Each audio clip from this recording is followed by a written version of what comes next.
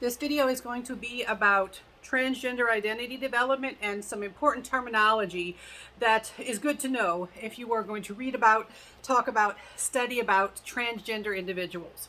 Now, a lot of my videos can kind of stand on their own, but for this video, I am going to strongly recommend that you watch my previous video that gives a basic breakdown of terminology regarding sex and gender. So watch my sex and gender video first. I really prefer you have that knowledge before you go into this one.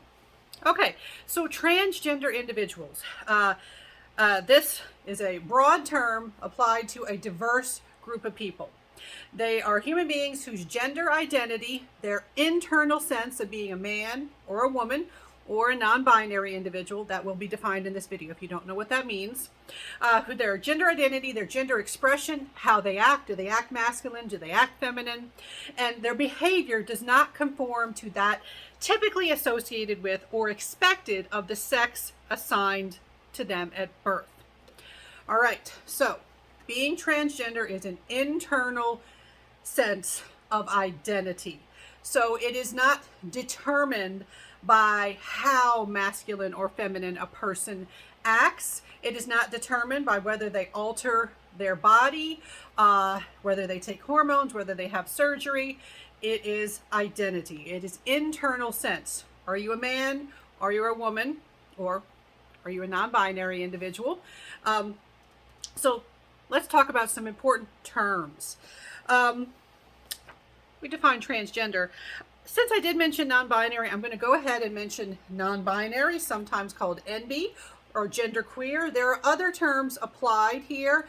Those are the two I'm most familiar with. Feel free to educate me in the comments about others that you've seen, social media, your own social circle, articles that you're reading.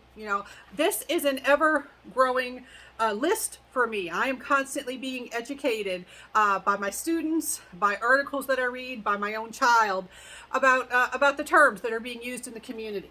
So, non-binary individuals. This is an adjective describing a person who does not identify exclusively as a man or a woman.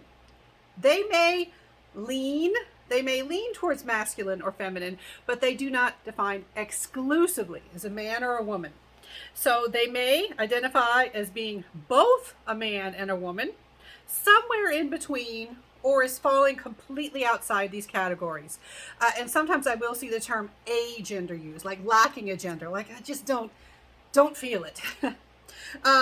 And they may also identify as transgender, but not all non-binary people do. So there's one tricky thing with including this in my video on transgender identity development. Some people who are NB, they identify as trans. They will say, well, I fall within the transgender umbrella. Others will say, no, this is something completely different. Since there are individuals who identify with the transgender community who are NB, they are being included here. Another term that I like to introduce is gender fluid. Fluid meaning changing. Some people identify as gender fluid, where they feel like they go back and forth. And they're like, well, what do you feel like right now is a relevant question. They will fluctuate in their behaviors, their presentation, and even their pronouns. Pronouns. Folks, everybody has pronouns. All of us have pronouns. When someone tells you their pronouns, when somebody working behind a counter has a name tag that lists their pronouns, they are not pushing an agenda on you. They are simply informing you of their pronouns. Everyone has them. As a teacher, I find it tremendously helpful when someone does tell me their pronouns, because the last thing I would want to do is guess or assume and be wrong and lead to an embarrassing situation. It's good for people to ask you their pronouns. It's good to be able to share your pronouns comfortably. People who are non-binary, they may use they, them pronouns. They don't have to. They might have she, they, he, they, or some other combination of pronouns. And there have been neo pronouns proposed. I know a lot of people hate new words, but Since our pronoun system is kind of falls short, especially since we don't have a good gender neutral pronoun. Other languages do, but the English language does not. So we use they and them. But a lot of people get confused because they think, well, that means plural. Are you talking about one person or two people? At the moment, we don't have a universally agreed upon gender neutral pronoun in the English language. So what's the best way to know what to call someone who is MB or gender fluid? Ask them. Let them ask you, or you can ask them. All right. So in addition to knowing that distinction, and again, people who are non-binary, they do not have to look completely androgynous or neutral to earn the label of non-binary or genderqueer or gender fluid. Some people on social media, I have some people complain about experiences where someone will say, you look feminine. How can you call yourself non-binary? Look, you look like a dude. So instead of saying you're non-binary, just say you're a man. And they're like, but no, I'm non-binary. And they're like, but you don't look non-binary.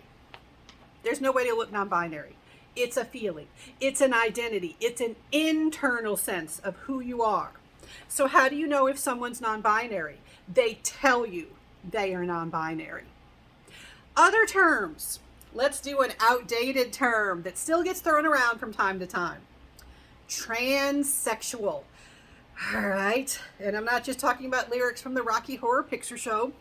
All right, transsexual. This is generally considered an out-of-date term, even though some people will still use it. This is a term applied to someone whose gender identity is different from their assigned sex, often, but not always, altering their bodies to make them match their gender identity. The term falls under the umbrella of transgender. It's a very contentious term. And typically this is not a term you should use unless the person refers to themselves with that term. All right. So in general, unless someone tells you they are transsexual, don't use the term. It's got issues.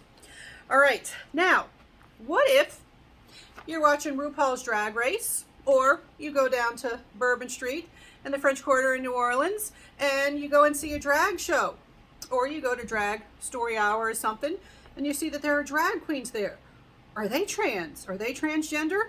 Well, you wouldn't know unless you asked them, because drag as an art form, and it is an art form with history and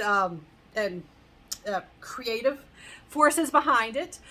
Drag is an art form. It is not an identity. You don't identify as a drag queen or drag king. There are drag kings. So drag queens, drag kings, these are individuals who are participating in an art form. They dress as the opposite gender or opposite sex, depending on the individual and their identity, for the purpose of entertaining others. Some identify as trans, many do not. They're separate and distinct. You can have overlap, but there is nothing about drag that says this person is transgender. If you wonder if a person who's performing drag, if you wonder if they are trans, they have to tell you. They have to say, I am trans. That's how you know that that individual is trans. What about cross-dressing? Some people like to wear the clothes that's associated with a different gender. Does that mean that they are trans? Cross-dressing or wearing clothing more typically worn by another gender without a discordance between assigned sex and gender identity. So cross-dressing is separate. This is someone who's not trans, but who enjoys wearing the clothes that are typically associated of the other gender. No implications regarding sexual orientation. This is the first time sexual orientation has come up. When I'm teaching in class, often it comes up earlier because I have a question. Are they gay? Are they gay? I need to know. Who are they sleeping with? Are they gay? Okay, folks. Gender identity and sexual identity, separate. Not the same thing. So separate. Your gender identity says nothing about who you are sexually attracted to, who you date, who you fall in love with, who you find sexy. right? They are separate. And I've had students say, well, no, that's not true because gay men act feminine. False? How many gay men do you actually know that you think that that's a universal truth? False, right? And one thing to point out about transgender individuals, even though we have this myth, this stereotype that still persists, that people, for example, they assume that a transgender woman, someone who was assigned male at birth and they are coming out and they identify they're living as a woman, they assume that they're a gay man. But actually, if you go on social media, go on TikTok, for example, that's because that's where I was recently, that's what's in my head. There is a huge, wonderful community of transgender creators on TikTok. They are fabulous. They are wonderful. They are entertaining. They educate. They entertain. Wonderful people. A lot of the trans women, they identify as lesbian. They are dating women. A lot of the trans men, they have boyfriends. It's not a universal commonality. You can't look at somebody and say, that's a trans woman, I know who they want to date. You don't. They are individuals. How do you know the sexual identity of someone who's trans or non-binary? You got to ask them or have them tell you. Because if you do ask them, they might say, that's none of your business. That's a little personal, don't you think? Because typically you shouldn't ask people that unless there's good reason for it. That's a little invasive. All right, but really, the person knows that. You're not going to know that from looking at them unless they are walking up with their boyfriend, girlfriend, or spouse. Okay. Now, let's see. Another thing about transgender identity. When does someone develop a transgender identity? When does somebody know that they're trans? And boy, is this a loaded topic right now, with so many people objecting to medical professionals helping children socially transition. Notice I didn't say medically transition. A lot of people get really upset at the idea of there being transgender children because they say, but you can't do surgeries on a child before they're done growing. You can't give them hormones before they're done growing and developing and maturing. Nobody's doing that. For children, for folks who are young, they socially transition. That just means letting them pick a name that matches their identity, letting them wear the clothes that match with their identity, letting them use the bathroom that matches with their identity. Folks, people go to the bathroom to pee and poop, maybe change clothes, maybe throw up. That's what they want to do in the bathroom. Okay? So when people object to that, what are you objecting to? Everybody's got to pee, everybody's got to poop. Social transition does not involve altering the body in any way. The one thing that can be done is for someone going through puberty, they can be given puberty blockers. Puberty blockers are not permanent. They are temporary. If the person decides that they made a mistake, which is very rare, but it can happen, if they decide that they are not actually trans, that they don't want to transition, the puberty blockers, you stop them, you start going through the puberty that is biologically influenced anyway, all right? Nobody is being permanently altered as children.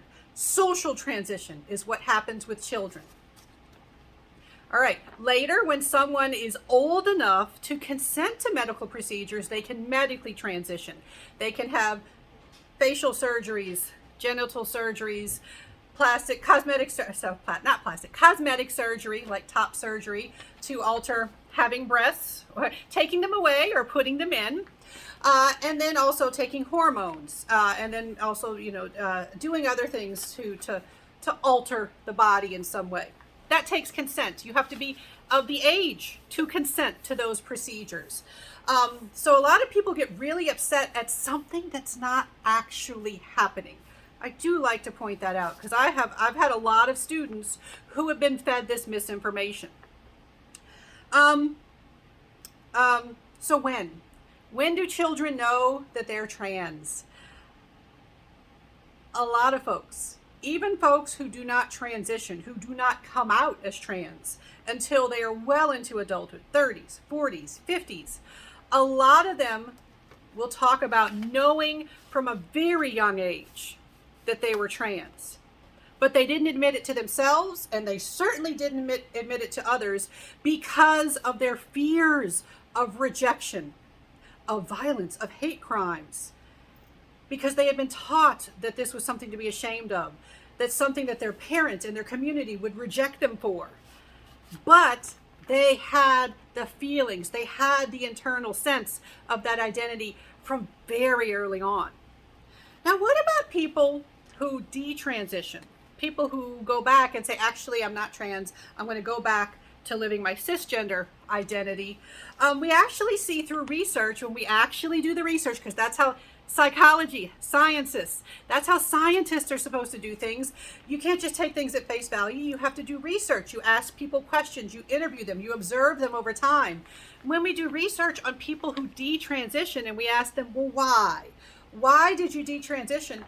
They very commonly give reasons like it was too hard to transition because of lack of support.